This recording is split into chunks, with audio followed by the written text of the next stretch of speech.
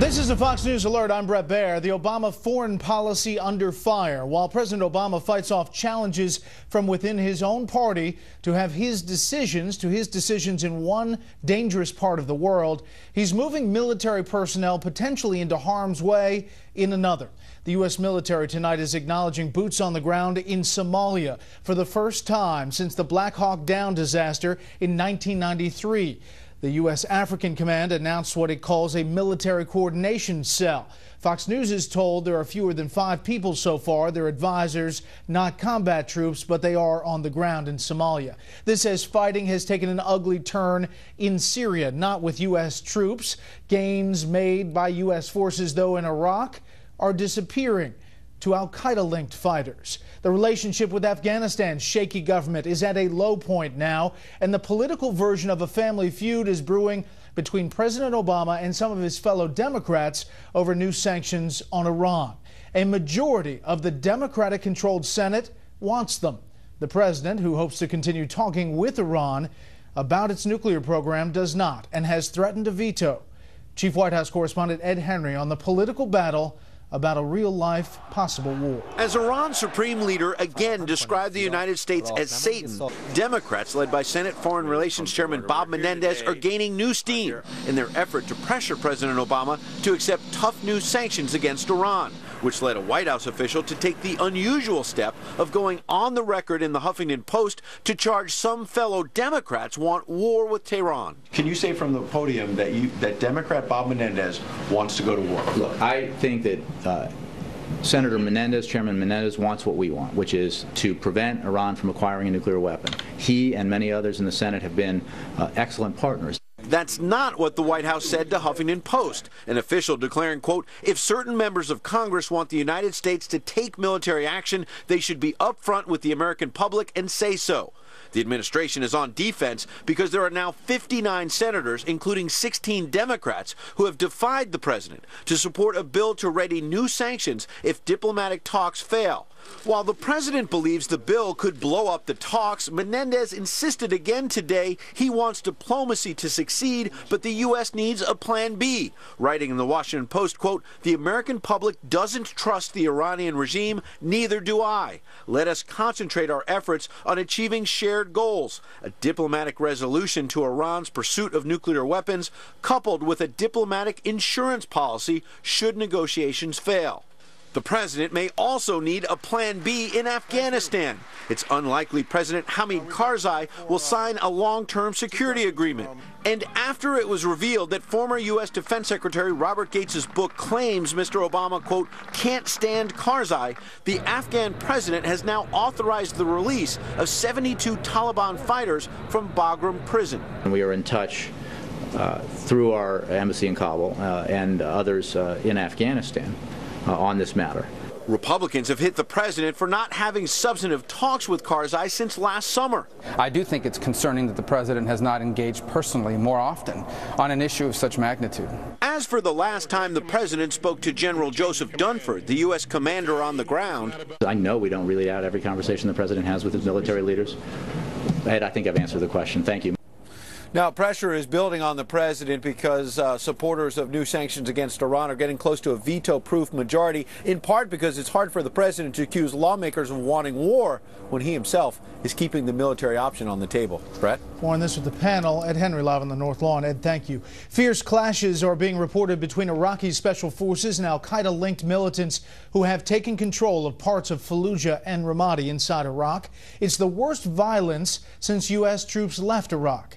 Now congressional lawmakers are calling on President Obama to make a move.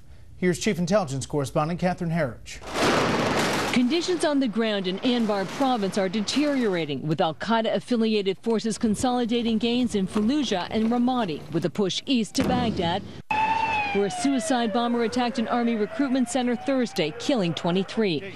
A new analysis from the West Point Counterterrorism Center describes how the group's dramatic expansion into Syria under the banner of al-Qaeda in Iraq and the Levant has, quote, offered a tremendous platform to recruit, train and fundraise in ways that position the group to both stoke and exploit sectarian tensions in Iraq. Pressed on the chaos, the State Department defended its strategy.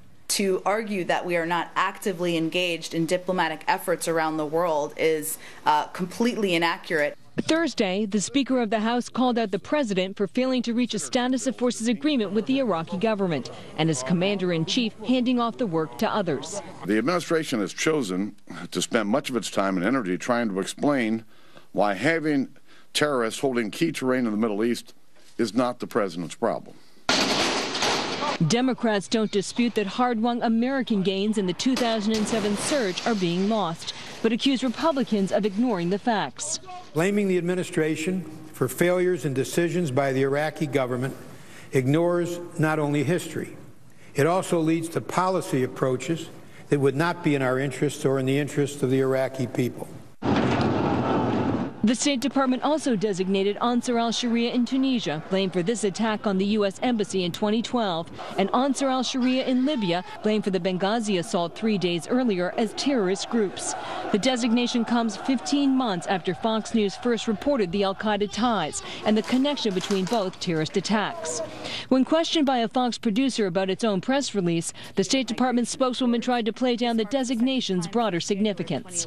You said that Ansar al-Sharia Tunisia has ideological ties to al-Qaeda and ties to its affiliates. Is that an admission by the administration and the State Department that terrorism is on the rise?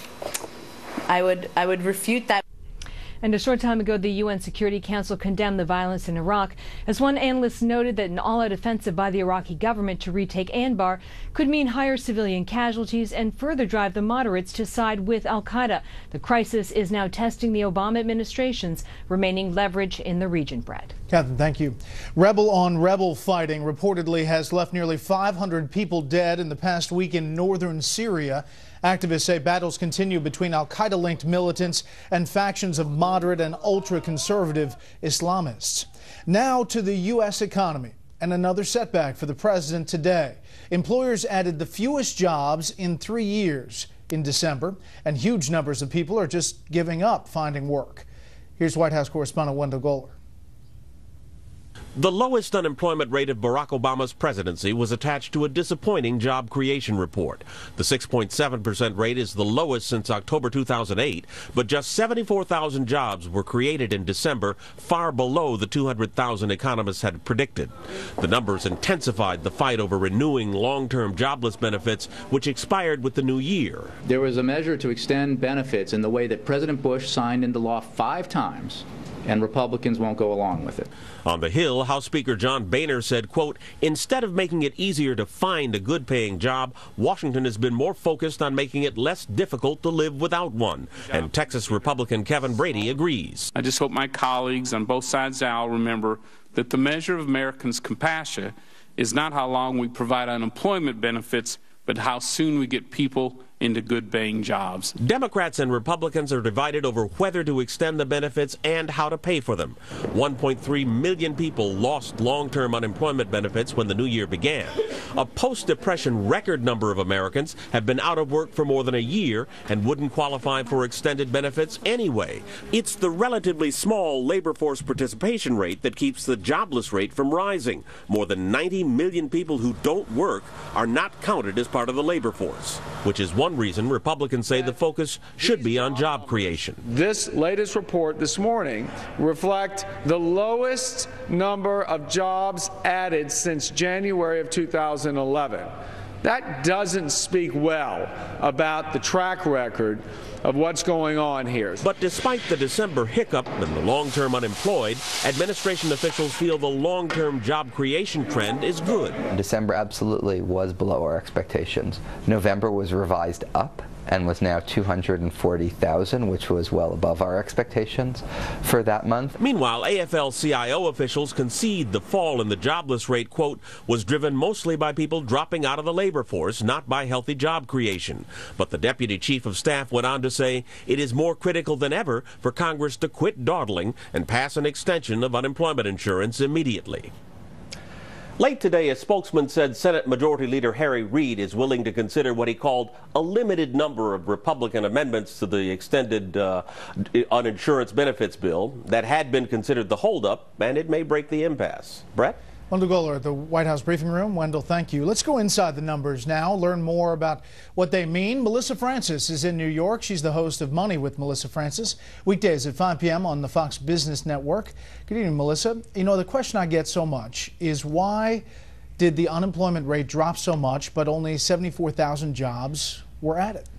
No, absolutely. I mean, those are two totally different surveys, first of all. And that 6.7% number looks really good until you realize that 350,000 people left the workforce. That's 5 times as many as found a job. And those that support the president try to spin it and say, a lot of those people are retiring. They're baby boomers. But that's just a fraction of the number, Brett. Yeah, I mean, this is the lowest labor participation rate since 1978, so that's a tough thing to turn around for them to spin. Meanwhile, there's evidence that those finding work aren't really finding the solid, high-paying jobs in a recovery. No, that's true. You have to drill down on the stats within the numbers, and it says, you know, the average hours worked per week fell. That means there are more people taking part-time jobs, so they may have found a job, but it's not a full-time job. There were a lot of temporary workers that were added, and you saw wages very stagnant. So overall, if you have a job, you're still having a very hard time paying the bills. And quickly, you know, this comes as the president has vowed to fight what he calls income inequality. It's actually, once again this month, getting worse, it appears. Absolutely. I mean, if you look at this stats, once again, it got worse. You know, last year, the stock market was on fire. The Dow was up 26% for the year. Its best year in 18 years, ended at a record. That's great for wealthy people that are in the stock market. That was fueled by the Fed. At the same time, you are looking at working folks with stagnant wages, with part-time work, or with temporary work. They're standing still or falling behind while the wealthier are getting richer. It happened again this month that just went by. Okay, Melissa, as always, thank you. Thank you. Wall Street apparently not particularly bothered by the jobs numbers. The Dow was down 8, the S&P 500 gained 4, the Nasdaq was up 18 today. For the week, the Dow was down 0.2 of a percentage point, the S&P 500 was up 0.6, the Nasdaq gained 1. Up next, someone has finally been fired over the Obamacare website rollout. We'll tell you who. And it's some breaking news, but first, here's what some of our Fox affiliates across the country are covering tonight. Fox 7 in Austin, Texas, says retail giant Target now says personal information was stolen from as many as 70 million of its customers during the holiday shopping season. Target originally said the breach affected only about 40 million credit and debit card users. Fox 13 in Salt Lake City with reaction to Attorney General Eric Holder's decision to recognize more than 1,000 same-sex marriages performed in Utah before the Supreme Court put those unions on hold. And this is a live look at a dark and rainy Philadelphia from Fox 29. The big story there tonight is the search for a man who threw scalding hot coffee, take a look at this, on a worker at a donut shop Wednesday afternoon. The man tried to pay with an expired cell phone coupon, and then settling up in cash, he went back and did this. That's tonight's live look outside the Beltway from Special Report. We'll be right back.